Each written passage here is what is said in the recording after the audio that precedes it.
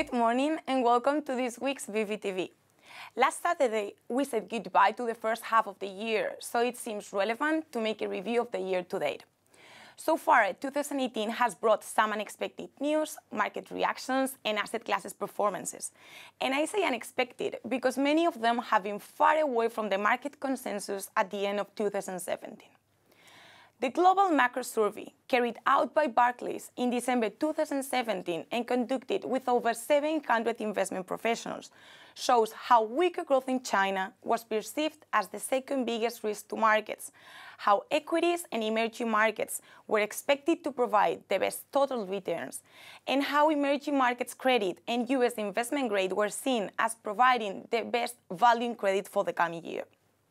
Well, now that we are 6 months into 2018, the year-to-date returns of the main asset classes seem a bit different than expected.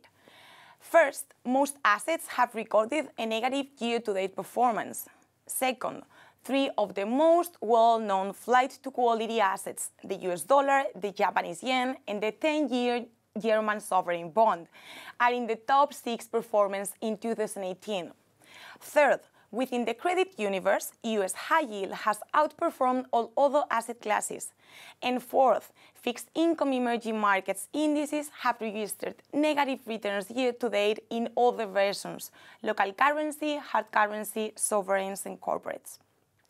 So perhaps we should ask ourselves, what has happened?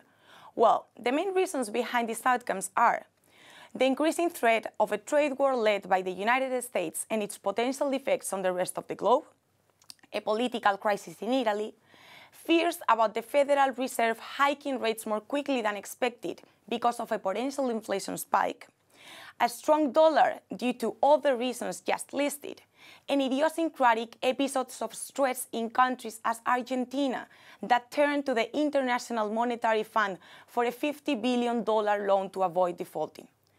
But let's look now at the fixed income universe. US high-yield spreads are those that tighten the most. The main explanation for this is firmer energy prices. Energy accounts for some 15% of the index.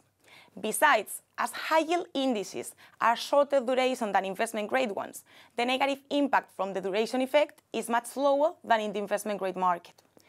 It is also worth mentioning that the opposite has been seen on US long-dated investment-grade credit, which so far is the worst-performing fixed income class in 2018, with both the spread and the duration components contributing negatively, amounting to minus 7.3% year-to-date. Finally, the underperformance of emerging markets has gone against all predictions for the year.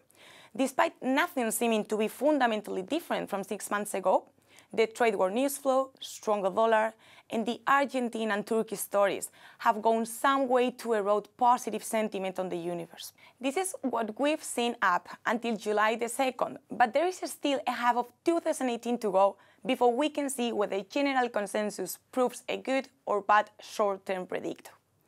This week, look out for US non-farm payrolls and unemployment rate data, and June PMIs in the Eurozone and in the UK. Thanks for watching. Have a great week.